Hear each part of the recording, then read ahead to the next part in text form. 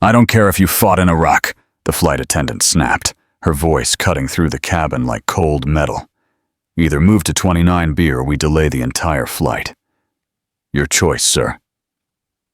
Colonel Frank Delaney didn't respond right away. He just looked at her, steadily, without flinching. Not because he was trying to make a point, but because it took time to move now. That's what no one seemed to understand. His left hip, rebuilt twice since 2005, wasn't just painful. It was precision-engineered to barely let him board a plane. That's why he'd booked seat 2D, an aisle seat in business class, paid for with his own pension. Not because he wanted extra legroom, because he needed it to survive a 4-hour flight without locking up like steel. I'd like it noted, he said calmly, voice even and low, that I'm being removed from a medically necessary seat, under pressure. The flight attendant folded her arms. Sir, the family of 4 needs this row. They're already standing in the galley. Frank glanced forward. A young mother held a toddler on her hip. 2 other kids clung to her sides. She didn't meet his eyes. Passengers nearby shifted in their seats. The silence around him thickened. You could feel it. The unspoken judgment.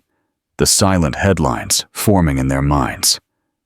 Old man refuses to help mom with kids. No one saw the cane tucked beneath his seat. No one noticed the scar above his collarbone from when he'd pulled a radio operator out of a flaming MRAP. He took a breath and slowly unbuckled his belt. My name is Colonel Frank Delaney, he said as he stood, gripping the headrest for balance. United States Army, retired. I paid for this seat 3 months ago due to injuries sustained in active duty, and I'm moving, not because I should, but because no one here is willing to stand for what's right.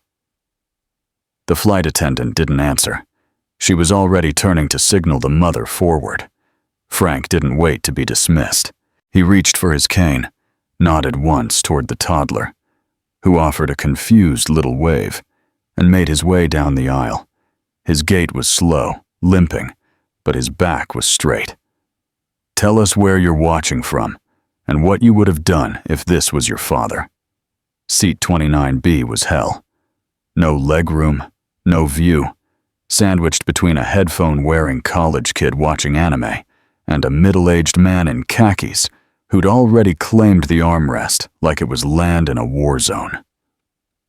Frank settled in with a sharp wince as his hips screamed at the tighter angle. The air smelled like overused sanitizer and weak coffee. His hands folded across his stomach, the cane tucked beneath the seat. He didn't speak. He never did. 3 rows ahead, someone was watching. Charlotte Hayes had boarded quietly. Former military ethics attorney, now an advisor to the Department of Defense's Air Logistics Oversight Board. She wasn't famous, but she knew people. And more importantly, she knew protocol. She had watched the entire exchange from the beginning. Notice the way the flight attendant barely blinked when Frank mentioned combat injury. Now, she opened a secure line on her phone and typed, Passenger Frank Delaney forcibly removed from seat 2D despite documented injury. Crew uncooperative. Ethics escalation requested immediate attention. She hit send, then watched him. Still, silent, his shoulders drawn tight like coiled metal. She didn't know who he really was, not yet, but she knew enough to know this wasn't some cranky old man. Frank closed his eyes and let the hum of the cabin settle around him. He counted his breaths like he used to before missions. 2, he thought of his porch back in Rock Springs, Wyoming, of the chipped coffee mug that still sat by the window, of the flag folded neatly in a case by his fireplace. He didn't think of the war, not if he could help it. But the pain brought it back anyway. The jungle, the sand, the rotator blades, the static over the comms. The time he crawled through broken glass to reach a downed corporal still screaming for his mother. He shifted again. His hip crunched slightly under the weight of memory and misalignment. The man beside him didn't notice. The kid kept watching his anime. Frank wasn't angry. He was used to it. The cabin began to quiet for takeoff. Final safety checks were in progress. The same flight attendant walked by him twice, never once looked down. He may as well have been part of the seat, but something was happening up front. Inside the cockpit, Captain Brian Torres, 46, tapped twice on his screen. Passenger alert. Frank Delaney flagged. Ethics violation reported authority level DMLC clearance code. Tier 1. Brian blinked. No way. That Frank Delaney. He tapped once more. The file opened. Confirmed. Colonel Frank Delaney, retired command officer, former regional director of United States Army Logistics Operations, UCOM, current civilian oversight director for the $1.4 billion DMLC Military Transport Fund. The man in 29B was the final approver of every logistics contract the airline held with the Department of Defense. Brian stood from his chair. "Tell Tower we're holding at gate," he said to his co-pilot. "I need 3 minutes. You're delaying takeoff. I'm correcting a mistake." Back in row 29, Frank shifted again. Not from pain this time. From the sound. Footsteps. Measured. Heavy. They weren't a flight attendant's steps. They were boots. Someone in uniform. He opened his eyes. Captain Brian Torres stood tall in the aisle. Silver bars on his chest. Eyes level. "Colonel Delaney," he said formally. "Permission to address?" Frank stared, confused. "Do I know you?" "Lieutenant Brian Torres, sir." "Camp Arifjan. You signed my transfer papers. 2011. Frank blinked slowly. "I remember." Captain Torres straightened fully, and then, without hesitation, saluted sharply in full view of the entire cabin. The air shifted. Phones stopped scrolling. A child turned in their seat. Frank looked stunned, then glanced around. "What? What's happening?" The captain spoke clearly. "Sir, on behalf of this crew and in respect to your service, I offer our sincere apology. You should not have been asked to move, and it's my responsibility to make that right." Frank opened his mouth, but nothing came out. Captain Torres turned to the aisle and said, "Miss Bennett, please step forward." The flight attendant, now clearly pale, appeared from the alley. "You will personally escort Colonel Delaney to seat 1A. If that seat is taken, you will inform the passenger that the captain is invoking federal ethics protocol for reassignment." She didn't argue. She just nodded. Frank sat still for a beat longer, then slowly began to rise. This time, no one sighed. The businessman beside him stood first. The college kid removed his headphones, and for the first time in hours, Frank Delaney moved without pain. Charlotte Hayes had seen a lot in her life. Courtrooms, congressional hearings, ethics inquiries that went nowhere. But nothing compared to this. An entire aircraft cabin frozen in silence, while a U.S. Army colonel was saluted by the pilot in the middle of economy class. She didn't touch her phone this time. She didn't need to. Some things were too sacred to document. Frank Delaney stood slowly, steadied by the pilot himself. Captain Brian Torres gently touched the old man's elbow, not in pity, but in respect. Around them, heads were bowed. A few passengers wiped their eyes. One man across the aisle placed a hand over his heart. The flight attendant, Miss Kayla Bennett, the one who had ordered Frank to move, stood stiff by the galley door. Her tablet trembled in her hand. Captain Torres turned to her, his tone steady but public. "Miss Bennett, seat 1A." Kayla blinked. "Yes, Captain. If that seat is occupied, ask for a volunteer. If no one moves, explain that the captain of this aircraft is requesting it on behalf of a decorated combat veteran. If that still fails, you are authorized to reassign the seat. Kayla hesitated, then nodded and disappeared toward first class. Frank didn't speak as he followed, not because he had nothing to say, because his throat had closed tight. For a man used to pain, this wasn't the kind that came from the body. This was the kind that came from finally being seen. As they passed through the rows, the energy shifted. No one dared look away anymore. The businessman who'd hogged the armrest stood up, stepped back. "Sir," he said, voice tight. "I didn't realize." The college kid muttered, "Sorry, sir," and took his headphones off like a student being called out in class. Frank just nodded as he moved, one aisle, one row at a time, and yet it felt like a long walk home. At the front of the plane, 1A was, in fact, already taken. A man in his 40s, golf polo and brand-name headphones, lounging with a cup of branded water, looked up confused as Kayla approached. "I'm sorry, sir," she said, quieter than before. "We'll need to reassign your seat. Captain's request." The man blinked. "Wait, what?" Kayla stepped aside, and Frank appeared behind her. The man's eyes dropped to the duffel bag, the cane, the military pins, the age on Frank's face. He didn't say another word. He stood. "It's an honor, sir," he said simply. Frank gave a slight nod. "Thank you, son." Captain Torres glanced back at Kayla.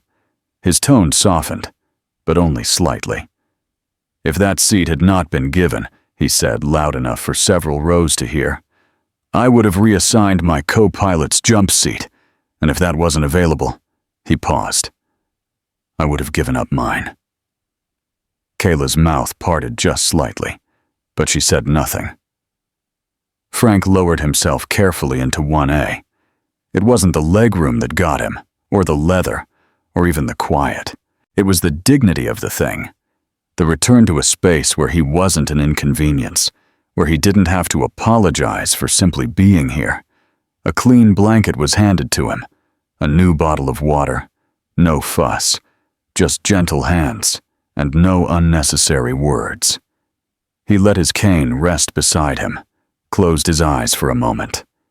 He was ready for the plane to take off, but it didn't. Not yet. Over the PA, the captain's voice crackled to life. "Ladies and gentlemen," he began, "before we depart, I'd like to make a brief statement." Silence. Total silence. Brian Torres took a breath. Today, this flight failed a man who served this country, a man who bears both the visible and invisible scars of that service. He was asked to give up his seat, not because of airline error, not because of a safety issue, but because of a policy that prioritized convenience over honor. He paused. "Let it sit." Frank stared straight ahead. Captain Torres continued. "Let me be clear. We don't take off while injustice sits quietly in our cabin. Not a sound from the passengers." Brian's voice softened. "The man you just saw is Colonel Frank Delaney, retired U.S. Army. He served in Vietnam, Iraq, and oversaw operations in conflict zones you'll never hear about on the news. He didn't ask for special treatment. He simply asked to keep the seat he booked, so his hip, shattered in combat, wouldn't lock up midair. He waited again, then slowly, and we failed him. The moment hung in the air, and then it shifted. One pair of hands began to clap, then another, and another, until the entire plane, every row, was applauding. It wasn't loud. It wasn't forced. It was reverent. Charlotte Hayes had tears in her eyes. She hadn't meant to cry, But there was something in the way it all unfolded. The humiliation, the silence, the shift, the respect reclaimed. It struck a chord deep in her chest that she didn't even realize had grown numb over the years. She pulled out her phone again, opened a blank note, and began to write. He didn't ask to be honored, he just asked to be seen. Back in the cockpit, Captain Torres sat back down, adjusted his headset, and gave the all clear for taxi. But something strange happened before they pushed back. His screen lit up, a notification from the Department of Defense. Urgent DMLC liaison. Frank Delaney has activated red flag status on Trans-Aero Airlines. All military logistics operations with this carrier are suspended effective immediately. Pending ethics review. Contract value affected. 1.4B flights delayed. 112. Affected installations. Fort Bragg, Dover AFB, Naval Station Norfolk, Camp Pendleton. Ryan blinked. He looked toward the front of the plane. Frank wasn't just a veteran. He was the guy who controlled the contracts. Down in 1A, Frank didn't look like a man who had just triggered a $1.4 billion audit. He just sipped the water, tucked the blanket over his knees, closed his eyes. He'd done his part. Quietly. Like always. Later that day, news began to spread, starting with a simple post from a ground agent who overheard the intercom speech. Then came the video from a teenager in row 17 who had recorded the captain's salute. By the time the plane landed, the hashtag #HatchSeat for Colonel Delaney was trending nationally. Military wives shared it. Veteran groups reposted it. Even a few current service members quoted it. We don't fly over dignity. We fly with it. And somewhere deep inside the Pentagon, an aide placed a folder labeled the Delaney Protocol Draft. Mandatory ethics standards for civilian military carriers. Status. Urgent. Review scheduled for committee hearing. Frank didn't check the news when he got off the plane. He didn't take selfies. He didn't post anything. He just walked slowly down the jet bridge, his cane tapping quietly. His granddaughter was waiting at baggage claim. Uniform sharp. Hair perfect. A hand-painted sign that read, "Welcome home, Grandpa Frank." She ran into his arms. "Your knee." She started. "I've had worse," he smiled.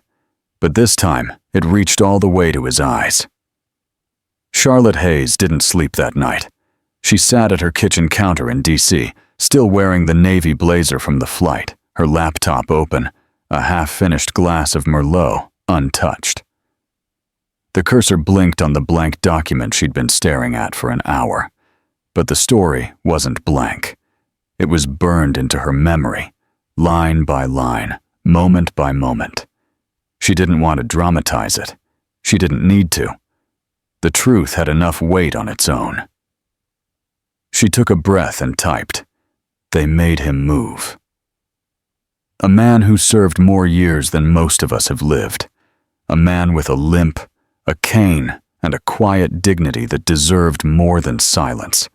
And when no one stood up for him, the captain did. Because justice, real justice, doesn't shout. It walks slowly down an airplane aisle, salutes, and makes things right. She didn't know where the words came from, but once they started, they didn't stop. The piece took 20 minutes to write. She read it twice, didn't change a word. She emailed it to one person, her former editor at the Chronicle Review, a weekly publication with a niche but loyal audience of veterans, policy analysts, and ethics wonks. She didn't expect it to go further than that. By sunrise, it had been reposted 600 times. By noon, it was on the front page of Military Times. By 4:30 p.m., CNN was quoting her paragraph on air. And by evening, the Department of Transportation Ethics Division had released a statement. We have launched a formal review into civilian military carrier conduct and are working with the Department of Defense to reevaluate policies involving service-related accommodations on federally contracted flights. Meanwhile, at Trans-Aero's corporate headquarters in Atlanta, the legal team was panicking. A full inbox of ethics complaints, multiple hotline voicemails with direct quotes from the captain's speech, and a new internal message from the Pentagon's liaison office. Your ethics rating has been temporarily suspended pending the outcome of the Delaney Incident Review. As a result, your military transport operations under the DMLC contract are frozen effective immediately. We expect full cooperation. One executive stared at the numbers. 112 suspended flights, 4 critical military installations affected, $1.4 billion at stake. He didn't need coffee that morning. But Frank Delaney? He was sitting in his backyard in Rock Springs, Wyoming, wearing an old fleece, watching a crow peck at birdseed like nothing had happened. No phone, no news alerts, just the morning sun and a cane resting beside his chair. He didn't need to know what was happening, because for him it wasn't about attention. It was about being treated like he mattered. That was enough. His granddaughter, Jessica, however, had other plans. "Grandpa, you're all over the internet," she said, nearly tripping on the back step as she ran out holding her phone. "Like, everywhere. There's even a hashtag." Frank raised an eyebrow. "A what?" "A hashtag. Hatch seat for Colonel Delaney. And look, this video's from a kid like 10 rows behind you." He filmed the whole thing when the captain saluted. Over 4 million views. Frank looked down at the phone. On screen, he saw himself, older than he ever imagined, standing with the help of a younger man in uniform, surrounded by silence, reverence, and something else. Respect. He didn't say anything for a long time. Jessica watched him. "Are you okay?" "I'm fine," he said quietly. Then added, I didn't think anyone still noticed." She sat beside him. "They do now." By the end of the week, things had moved fast. The Federal Aviation Administration, FAA, scheduled an emergency session with key airline executives. Trans-Aero was subpoenaed to provide all internal communications related to passenger accommodation decisions, as well as personnel files for the crew involved in Flight 270. Kayla Bennett's name came up quickly. A second passenger from the same flight had filed a complaint about her tone and refusal to explain policy. The pressure was mounting. And inside one quiet Pentagon office, a man named Major General Ross Fenwick was reading a confidential memo titled Proposal. The Delaney Protocol Mandatory Compliance, Standards for All Carriers Holding Department of Defense Transport Contracts, drafted by Colonel Frank Delaney, retired. Ross smiled as he read it. He'd served under Delaney once, 20 years ago. Frank had been firm, no nonsense, and always the first one in and the last one out. And now here he was, holding the industry accountable, not through anger or lawsuits, but with the same precision he once used to deploy convoys through hostile territory. Ross signed the cover sheet, forwarded the memo to the Secretary of Defense, and wrote a single line in the body of the email. "He's still leading us, sir, just from a different seat." Back in Wyoming, Frank got a letter in the mail, hand-signed from the Office of the Secretary of Defense. "Colonel Delaney, we regret what happened aboard Flight 270. Your restraint, dignity, and quiet strength have reminded this nation what leadership truly looks like.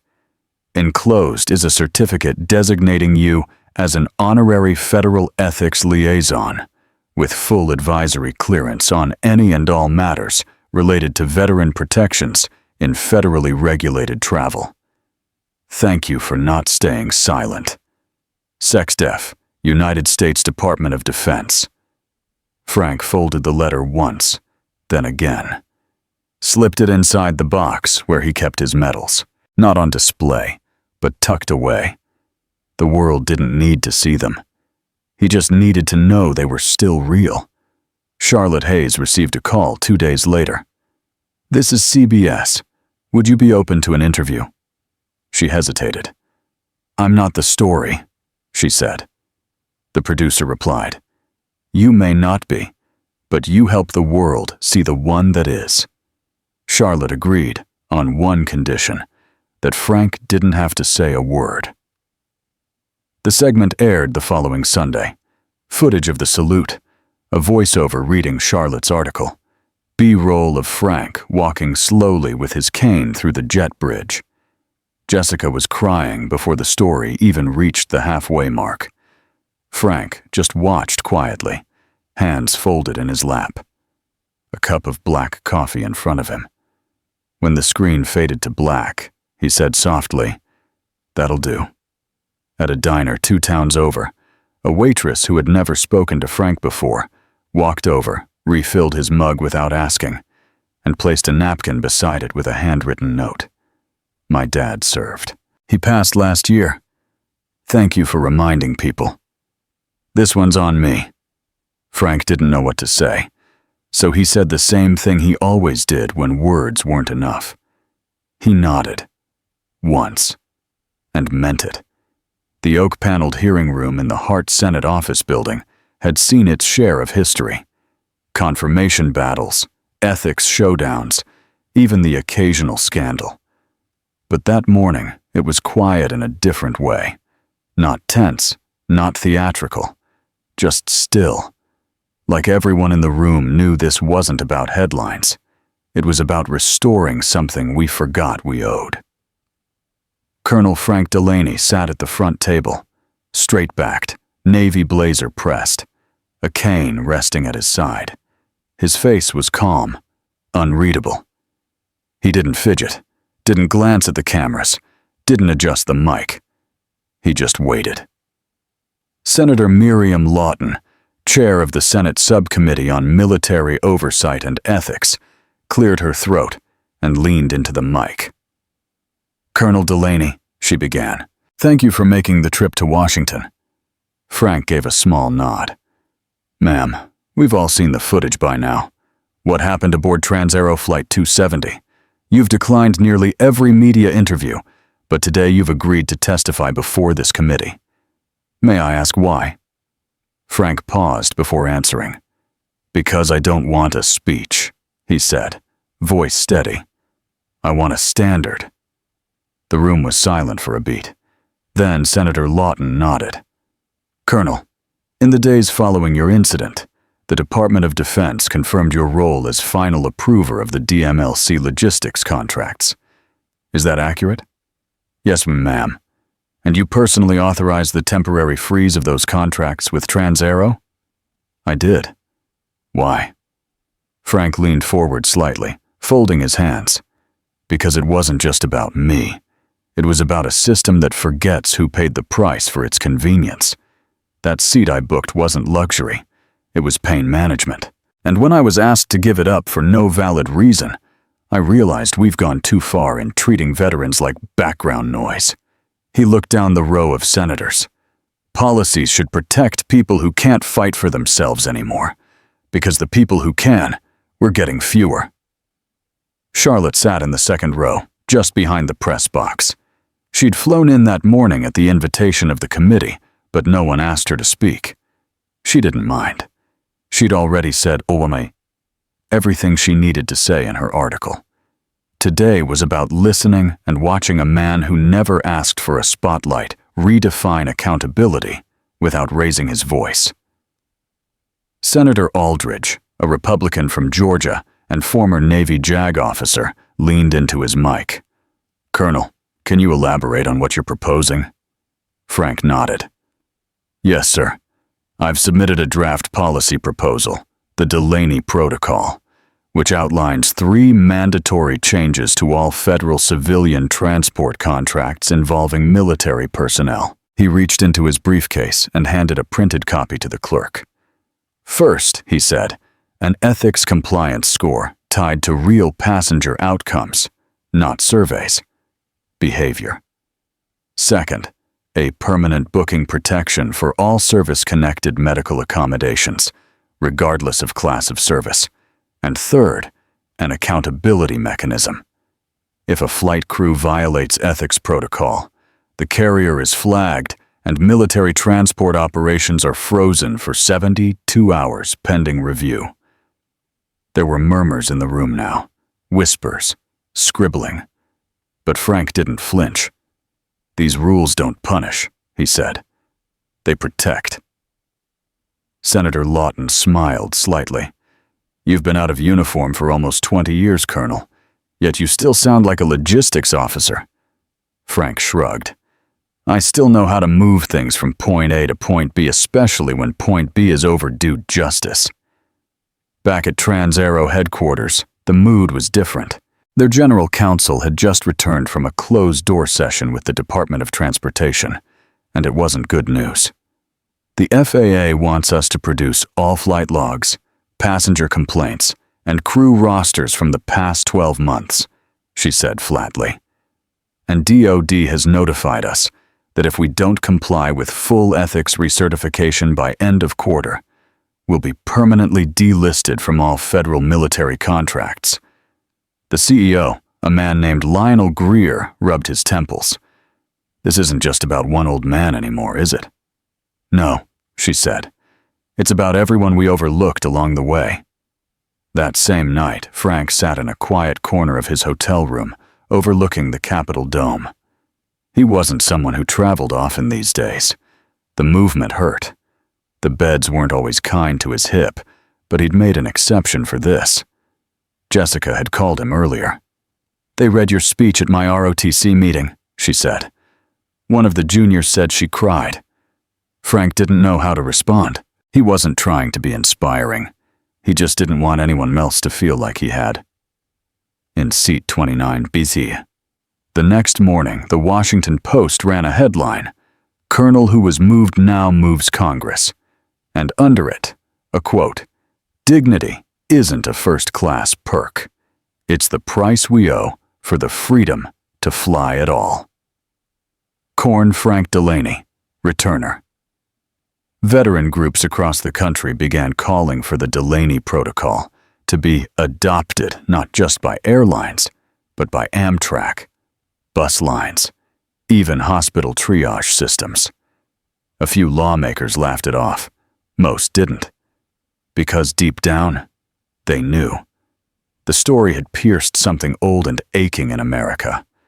The idea that service should still mean something. And in communities from Pennsylvania to Colorado, strangers approached veterans and said things like, "Saw that colonel on TV, reminded me of my dad. Thank you for real this time." Meanwhile, Charlotte got a call from a small public high school in Kansas. "Would you mind if we reprint your article? We want to read it at our Veterans Day assembly." Charlotte smiled.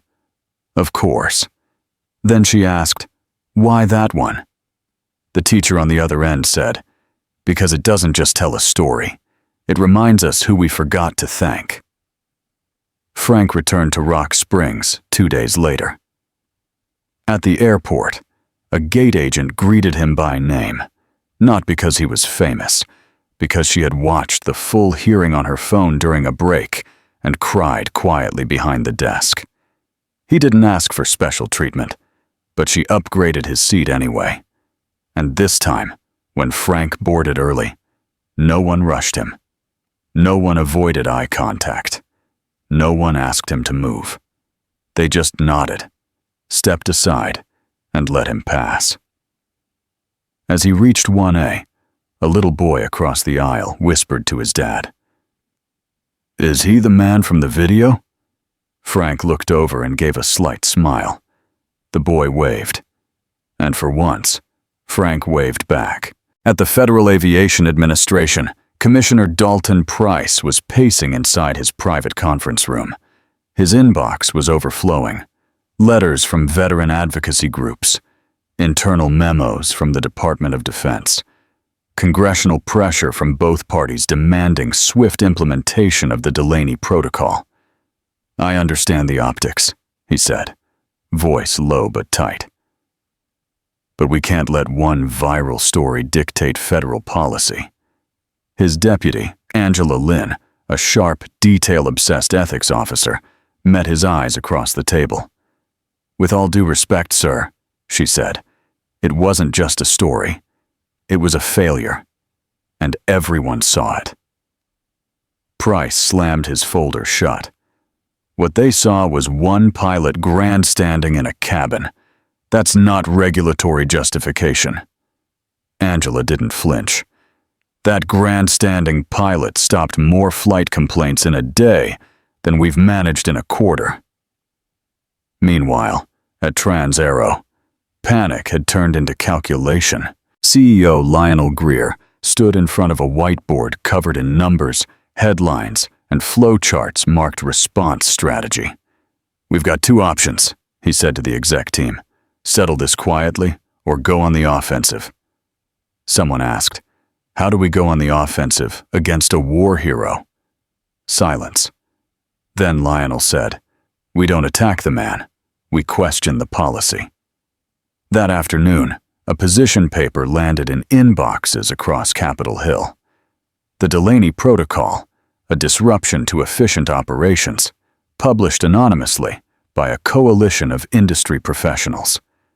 It argued that the proposed policy was logistically cumbersome, unrealistic in high-density boarding situations, over-prioritizing symbolic gestures over real efficiency. But it didn't cite Frank's name once. The goal wasn't to dispute his experience. It was to reframe the conversation from justice to inconvenience. Back in Rock Springs, Frank got wind of the pushback through Jessica. She came home from ROTC that evening, red in the face, waving a printed article. "Grandpa, they're trying to spin this like you're the problem, like the system was fine until you overreacted." Frank took the paper, read it once, then folded it slowly. "I've been called worse," he said.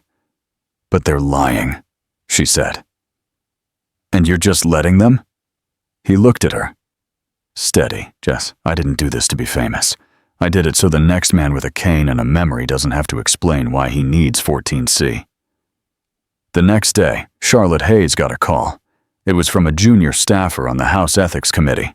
"We've heard rumblings the FAA might delay implementation," he said. "We're compiling testimony for a follow-up session. Would you be willing to speak?" Charlotte hesitated. She wasn't looking to be in the spotlight, but something told her the story wasn't over yet. She agreed. By the end of the week, 3 more airlines had quietly pledged to adopt the Delaney Protocol standards voluntarily, citing public trust, not regulation. Public trust. The kind of phrase you don't hear often in boardrooms, unless something's shifting. And it was. At a small church gathering in Iowa, a retired Marine stood and said, "For the first time in 20 years, someone in Washington said, 'We failed him,' and actually meant it." At a high school in Florida, a student council voted to rename their annual scholarship the Delaney Award for Quiet Courage. And in the halls of the FAA, Angela Lynn submitted a formal request to create a new division, Federal Passenger Ethics Compliance Office, sponsored by Civilian Military Oversight Partnership. Proposed lead advisor, Colonel Frank Delaney, retired. Frank never asked for any of it, but the system had taken notice. And this time, it wasn't going to get away with silence. The second hearing wasn't televised. There were no opening statements or camera flashes, just a long wooden table, some lukewarm coffee, and a handful of congressional aides trying to keep up as real decisions took shape. This time, Charlotte Hayes sat in the witness chair. No blazer, no script, just a copy of her article folded neatly in her lap, and the calm, pointed clarity of someone who'd spent a lifetime watching systems quietly fail people they were supposed to protect. Ms. Hayes asked Representative Cole from Michigan, as the author of the piece that helped bring this issue national attention, "What do you believe the public responded to most?" Charlotte leaned forward, steady. "They didn't respond to outrage," she said. "They responded to recognition. Recognition, yes, of a truth most of us live with every day. That too often, we notice injustice only when it's recorded, and even then, we wait to see if the person harmed has enough status to matter." She let that settle. Colonel Delaney didn't ask for status. He asked to be treated with decency. And when he wasn't, the system acted like it was just a hiccup in policy. But the public saw it for what it was: a mirror. At the back of the room, Angela Lynn from the FAA sat quietly, taking notes. She'd been watching Charlotte for weeks, first as a writer, then as a reluctant public voice. And now, it was clear, Charlotte didn't want to lead a movement. She just refused to stay silent. Angela circled a line in her notebook. Not status, just decency. That was the heart of the protocol. And if the FAA couldn't see it, Congress would make sure they did. Meanwhile, across town, Frank Delaney sat in a small office tucked inside the Department of Defense building, reviewing a preliminary draft of something he never thought would carry his name. The Delaney Protocol, final form. A regulatory standard for all civilian airlines under federal transport contract. Enforceable Ethics Compliance Score, ECS. Mandatory accommodations for medically documented service-connected needs. 72-hour operational suspension for ethics violations. Federal Passenger Dignity Council Advisory Oversight Panel. He ran his hand over the cover. No pride, just quiet responsibility. Jessica called during his lunch break. "Did you hear?" she said. American Eagle just adopted the full protocol voluntarily. No regulation required. Frank chuckled. "They're faster than Congress. They're more scared of Twitter," she replied. He smiled, then paused. "Jess, I didn't do this so people would like me." She was quiet for a second. "I know, but sometimes the truth needs a face. And whether you like it or not, Grandpa, it's yours." Back on Capitol Hill, word spread fast. The FAA, under pressure from multiple House subcommittees, had agreed to formally adopt the Delaney Protocol, with a condition. They wanted Frank to serve as the inaugural honorary civilian ethics liaison for all military-partnered airlines. It wasn't a flashy title, but it came with something rare: actual oversight authority. And for once, Frank didn't say no. The next Monday, a quiet press release was issued. Colonel Frank Delaney, returning, has been appointed Civilian Ethics Liaison under the FAA DoD Passenger Integrity Framework. His service, integrity, and vision helped launch the national standard now known as the Delaney Protocol. We are honored by his continued commitment to this country. No media blitz, no ceremony, just a line in the Federal Register, and a shift that would echo through every gate and jet bridge in the country. Later that week, Charlotte met Frank for coffee in D.C. It wasn't formal. They didn't even talk much about the hearings. Mostly, they sat outside near the park, watching squirrels chase each other under oak trees. At one point, Charlotte asked, "Do you ever wish it had stayed quiet?" Frank didn't hesitate. "No," he said, "but I do wish it had never been necessary." As the weeks passed, things began to change. Slowly, quietly, but unmistakably. Gate agents stopped brushing off boarding requests from vets. Flight attendants began asking, not telling, when changes were needed. Airline policies were updated with clearer language. Veterans with medical accommodations will not be reassigned without documented consent. And at one small regional airport in Oklahoma, a printed sign went up on the check-in desk. "We honor the seat and the suit." Back in Rock Springs, Frank sat on his porch one evening, cane resting against the rail. He wasn't thinking about Congress or policy or headlines. He was thinking about a moment that still lingered in his chest. That flight, that seat, the silence, the salute, the small, still feeling of finally being seen.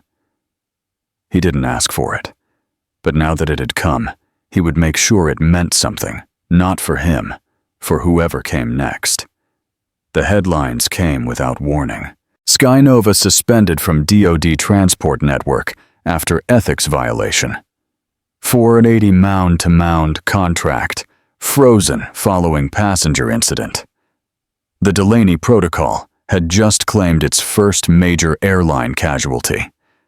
At a connecting gate in Charlotte, a 72-year-old veteran named Miguel Alvarez had requested to stay seated near the front due to his leg prosthetic. A gate agent told him to stop being dramatic and moved him to the rear. He didn't complain, but someone recorded the conversation, and that someone posted it with the caption, "Same story." Different vet, same silence. When does it stop? The answer? Now. Within 36 hours, Skynova's ethics score dropped to non-compliant. Within 72 hours, their contract with the Department of Defense was formally suspended. And just like that, $480 million vanished off the table. In Rock Springs, Jessica burst into the living room holding her phone. "They actually did it," she said. The system responded. "They shut Skynova out." Frank looked up from his coffee. "They followed the protocol?" She nodded, proud, exactly like it was written. He exhaled, slow, quiet, the kind of breath that had waited decades to believe systems could work for people like him. But then he asked, "And what happened to the gate agent?" Jessica hesitated. "They reassigned her," quietly. Frank's face hardened just slightly. "Then the work isn't done." Across the country, airline boards scrambled. Internal memos warned staff that compliance lapses now carry operational consequences. Legal departments began rewriting training manuals. PR teams crafted public apology templates in advance. And quietly, many airline execs whispered the same phrase: "Don't be the next Skynova." Meanwhile, Frank received an invitation, hand-delivered, embossed, formal. National Transportation Leadership Summit, Washington, D.C.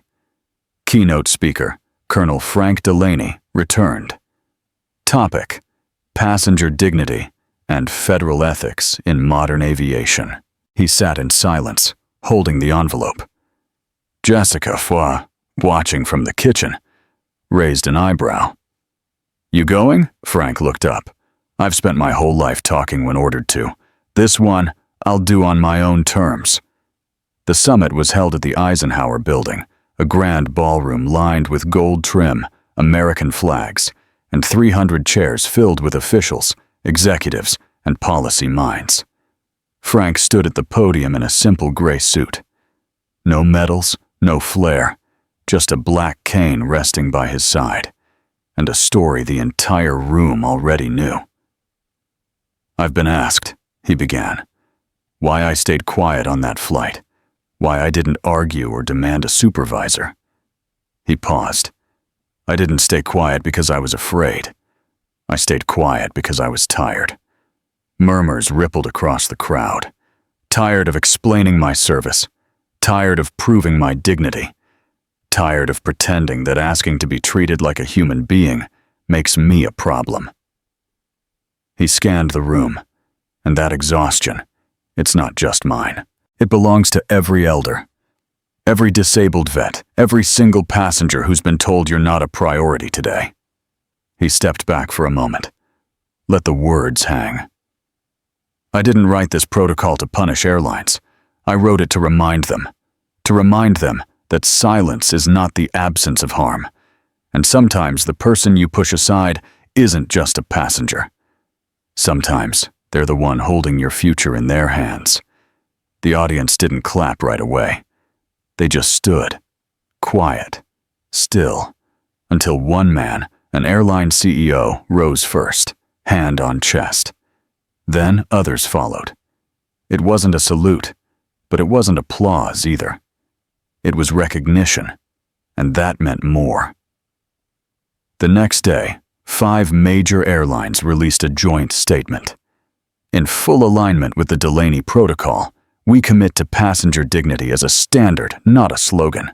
That same week, the FAA created a real-time public dashboard showing airline ethics scores, updated daily. And one more name was quietly added to the summit's planning committee for next year. Colonel Frank Delaney, honorary chair back in Rock Springs. Frank didn't celebrate. He didn't post on social media. He didn't take interviews. But the next time he boarded a plane, the gate agent looked up at his boarding pass, then at him, then stood and said, "Mr. Delaney, your seat is ready." And "Sir, thank you." Frank nodded once, and for the first time in years, he sat without explaining a thing. Not everyone was happy about the Delaney Protocol. Inside the sleek executive suite of Northway Aero, CEO Spencer Rourke slammed a copy of the Wall Street Journal on the table. The headline read, "3 airlines now face suspension over ethics violations. FAA tightens grip." "This is insane," Rourke growled. "One old man gets told to move, and now we're rewriting aviation policy." His CFO, Marcia Lynn, tried to steady him. "We're losing contractor confidence, and our ethics score dropped last night." "Did you see?" "I saw it," he snapped. "This whole thing is political theater." But it wasn't. Across the industry, Delaney's name had become shorthand for accountability. The public called it the seat standard.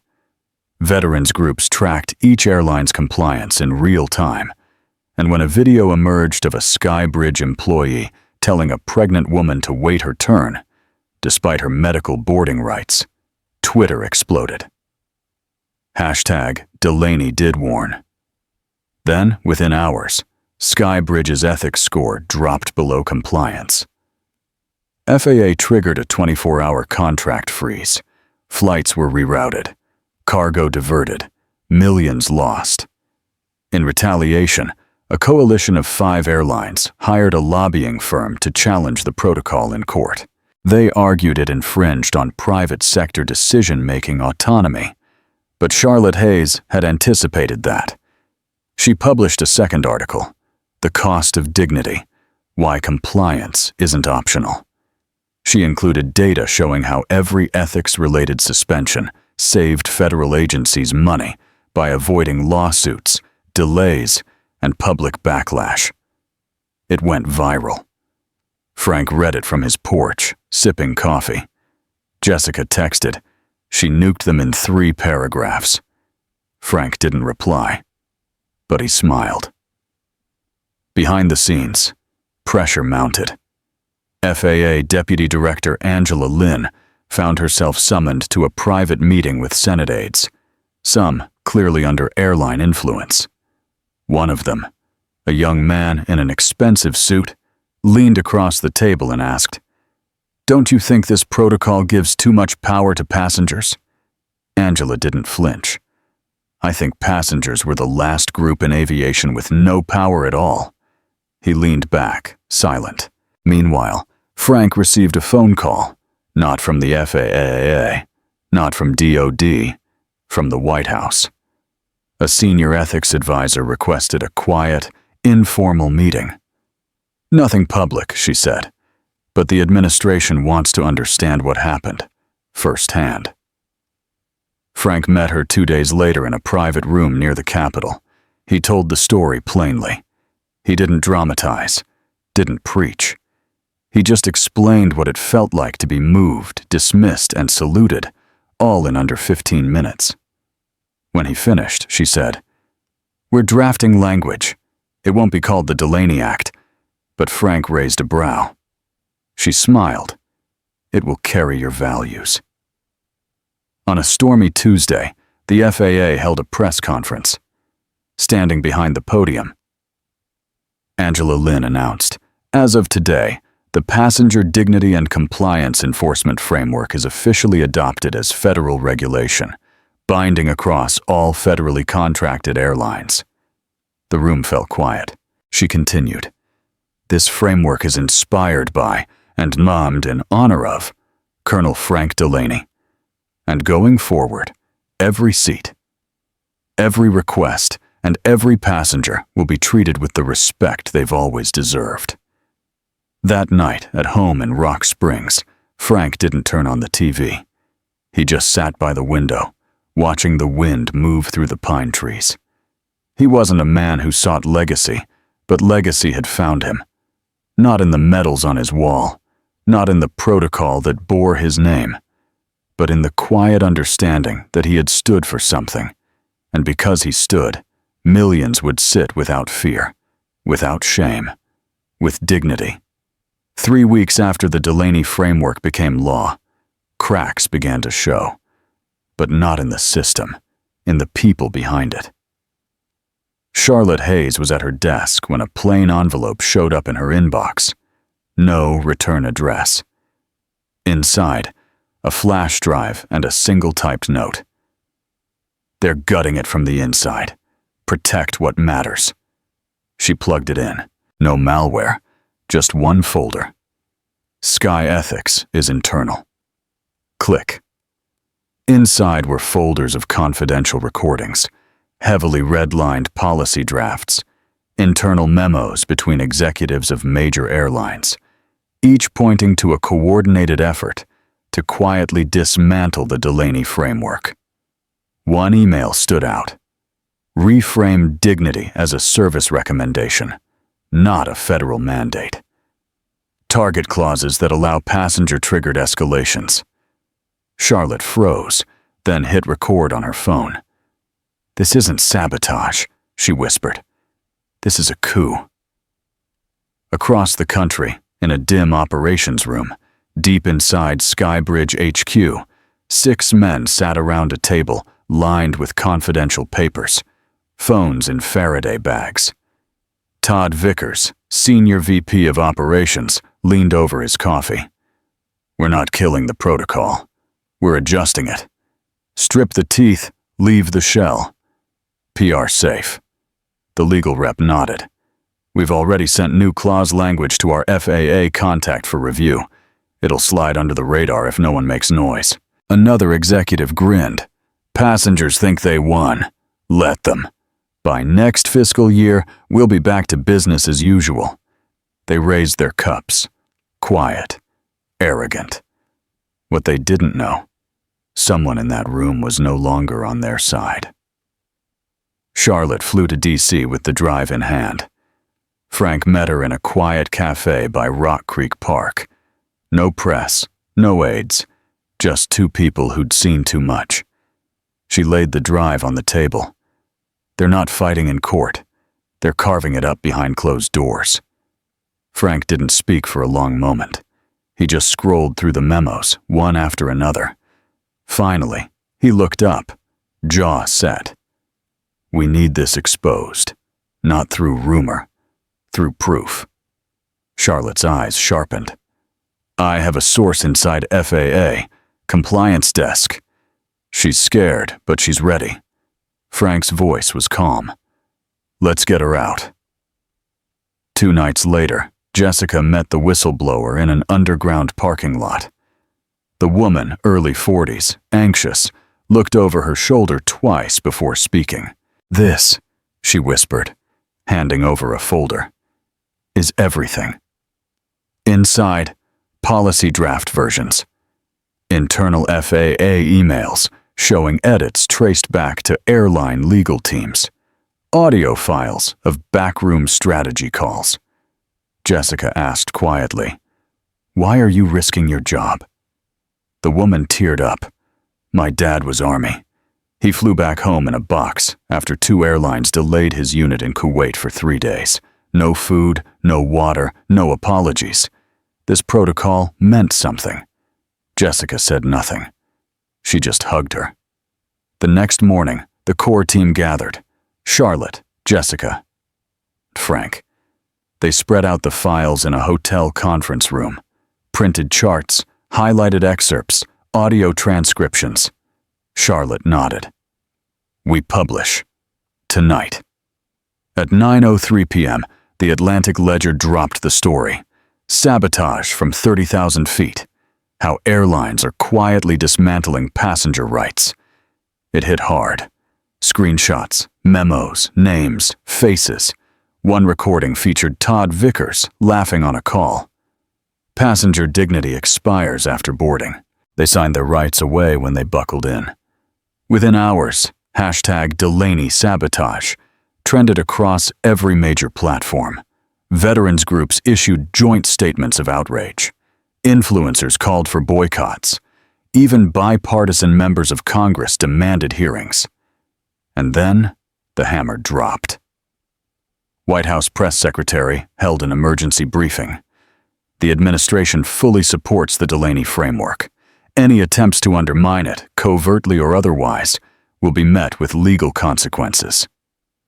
By 3:00 p.m., FAA Director Angela Lin announced 5 executives across 3 airlines are suspended pending federal ethics review. Todd Vickers was escorted out of Skybridge HQ by 2 U.S. Marshals. Frank said nothing to the media. He stayed home, mowed the lawn, drank his coffee. When a reporter from CBS knocked on his door, he didn't open it. But a week later, a knock came. Not from a camera. A little girl stood outside, maybe 6. Freckles, holding a crumpled piece of paper. A drawing of a plane with the words, "Thank you for helping my mom sit with me." Frank stared at the note, silent, then knelt down and said gently, "You're welcome, sweetheart." The fight wasn't over, but the sabotage had failed.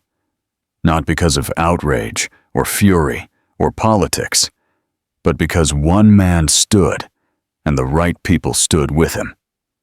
6 weeks after the expose shook the aviation world, the Senate Ethics and Transportation Committee held its most anticipated hearing in over a decade. The witness, Franklin Delaney.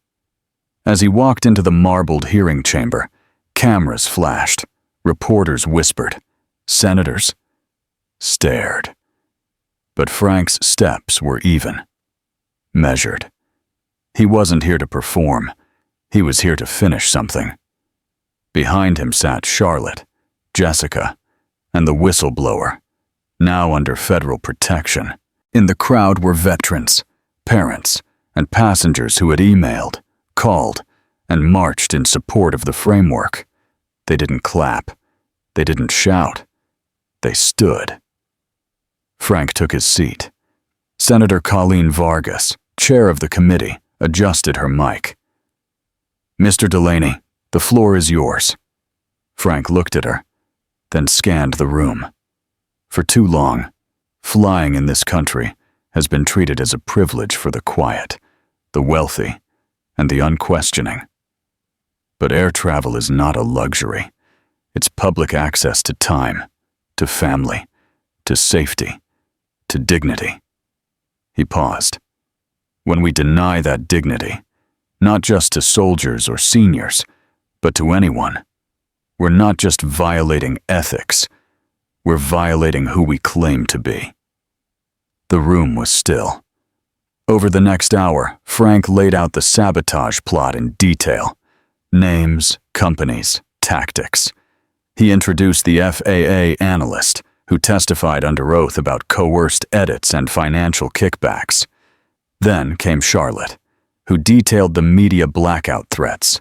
Jessica presented internal memos, showing coordinated dilution of dignity clauses. Each word was sharp, documented, undeniable. Then came a surprise. A second whistleblower emerged, a former airline HR exec, confirming that flight attendants were being trained to reframe conflict as non-reportable. A senator from Wisconsin leaned forward. "Are you saying airlines told crews to avoid documenting dignity violations?" The whistleblower nodded. Yes, some were even incentivized. Gasps echoed. At the end of the "what happens if we do nothing?" Frank's eyes didn't blink. Then the system doesn't just fail. It teaches people to stop believing in it. Vargas nodded once, then turned to the committee. "I move to present the Passenger Dignity Act to the full Senate." The vote passed unanimously. 3 days later, the Passenger Dignity Act became law. Unlike the Delaney framework, this was no executive policy. It was federal statute, signed by the President, enforced by the Department of Transportation and the FAA.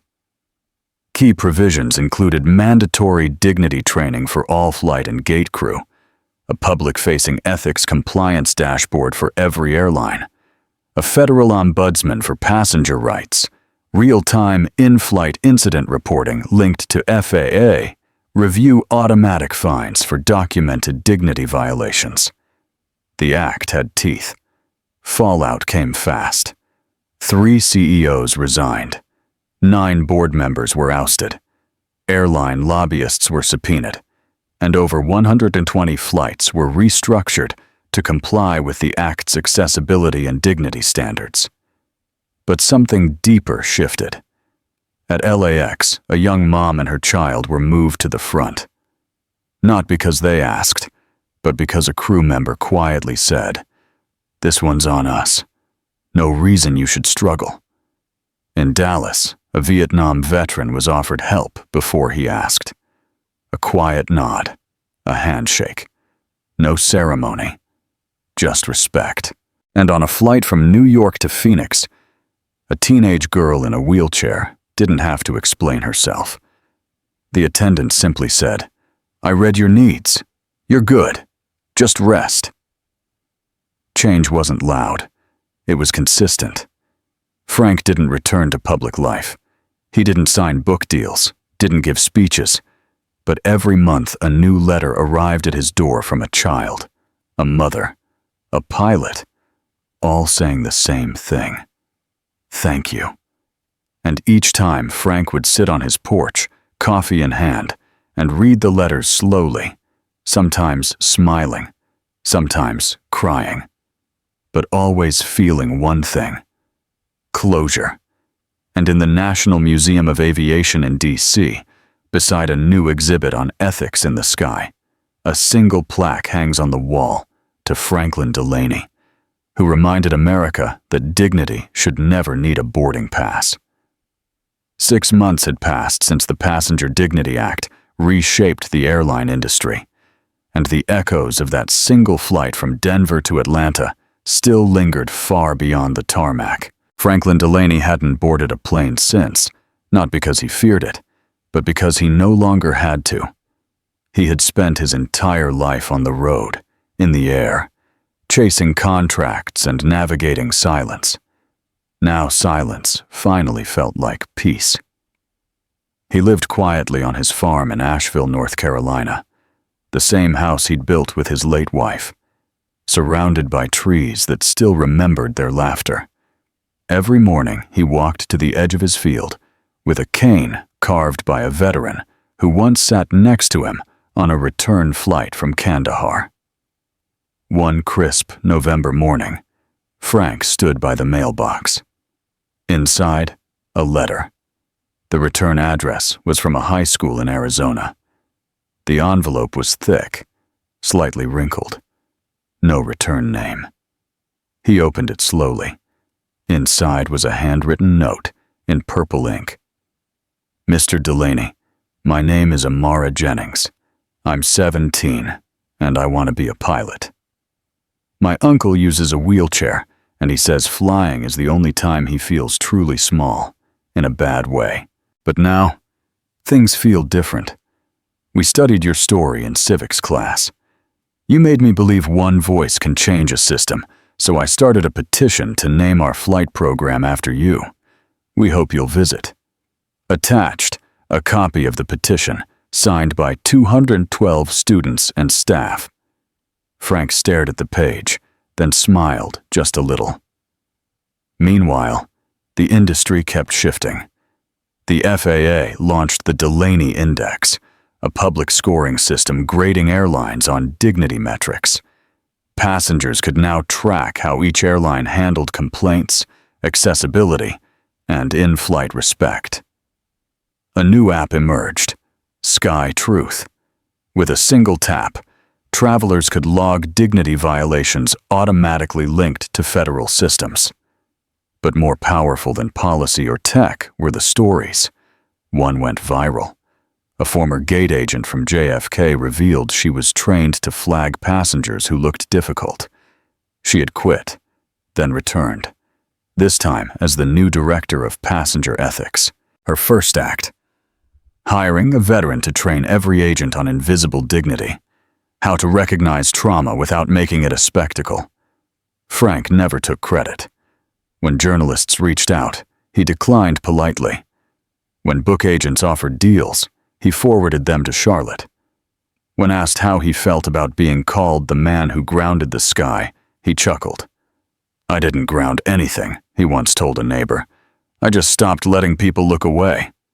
One spring afternoon, Charlotte came by the farm.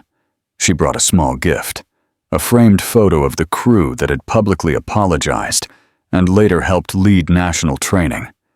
Frank placed it beside a photo of his wife. "That's the real change," he said. "Not punishment. Redemption." Charlotte nodded. "You gave people the courage to stand still long enough to see." That same month, at a university graduation in D.C., the valedictorian, a Somali-American girl, stood at the podium. Her mother had once been denied boarding because she didn't speak English.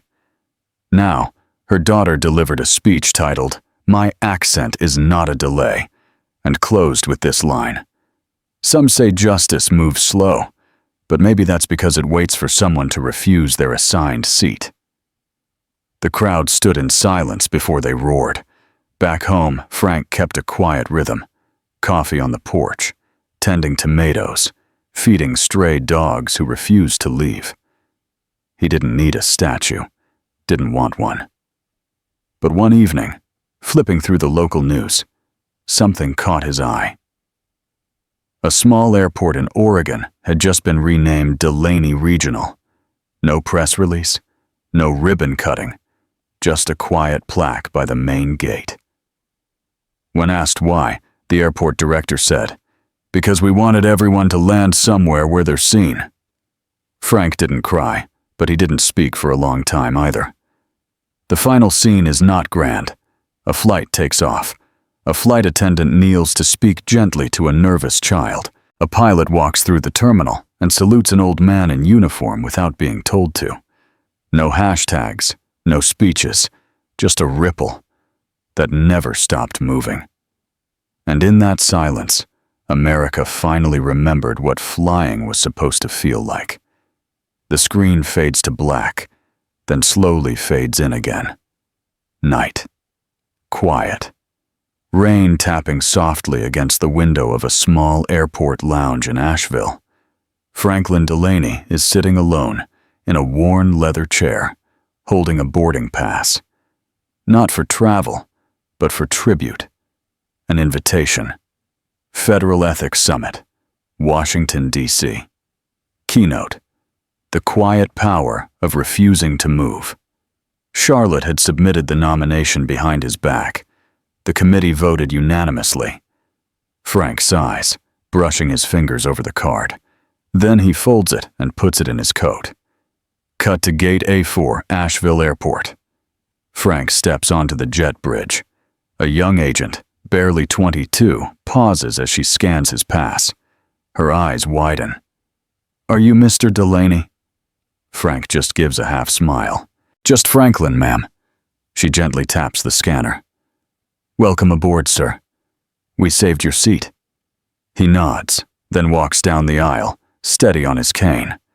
This time, no one asks him to move. This time, the seat has his name already stitched into the headrest. As the camera pulls back, we see a framed plaque just past the gate. Let no passenger be unseen. Let no voice be lost in altitude. In honor of Franklin Delaney. Fade to black. The sound of takeoff. Then silence. It began quietly, not with a press conference, not with a scandal, but with a PDF, released quietly on the FAA website. Then picked up by policy forums, aviation blogs, and finally, national news. The Passenger Dignity Framework. The final version was signed into law as part of the 2026 Aviation Ethics Compliance Act, attached to a transportation spending bill so massive, no one dared vote it down. In the appendix, a name. This framework is adopted in honor of Mr. Franklin Delaney. But that wasn't the real legacy. The real legacy was the Delaney Clause, a binding rule that no airline operating in the U.S. could receive federal funds or airport partnerships unless they passed an annual dignity audit. And that audit? It wasn't just about surveys. It required passenger-submitted reviews, anonymous crew feedback, whistleblower protection, and even video accountability measures. It wasn't a policy. It was a mirror. Charlotte Holloway became the first director of the National Passenger Dignity Office, appointed by the Department of Transportation, confirmed in a 91-9 Senate vote. In her first address, she didn't mention lawsuits or scandals. She talked about her father, how he used to tell her, if you ever see someone being made small, your job is to stand taller. Then she paused. I think Mr. Delaney stood tall, so the rest of us could finally stand up. Over 112 airports adopted the Delaney Index in the first year. An airline with a low score, no gate expansion, no TSA fast-track privileges, no eligibility for sustainability subsidies. 3 major airlines were forced into leadership overhauls after failing 2 audits in a row. But the most surprising shift wasn't corporate. It was cultural. Flight schools began incorporating dignity simulation labs, where students had to role-play real-life dilemmas. A mother with a screaming child, a veteran with mobility issues, a refugee in panic. The most elite score, the Franklin Pin, awarded only to students who passed the course with unanimous respect, votes from both peers and instructors. By year 2, airlines began recruiting specifically from the PIN list. Passengers noticed the difference. One day, a viral video surfaced of a young pilot, early 30s, calm and composed, gently kneeling beside an elderly man struggling with a seatbelt. He smiled and said, "Take your time, sir. No one takes off until you're good." It got 22 million views in 3 days. Underneath, someone commented, "His badge has the Franklin pin. That explains everything." But the system wasn't just built on behavior. It was built on accountability.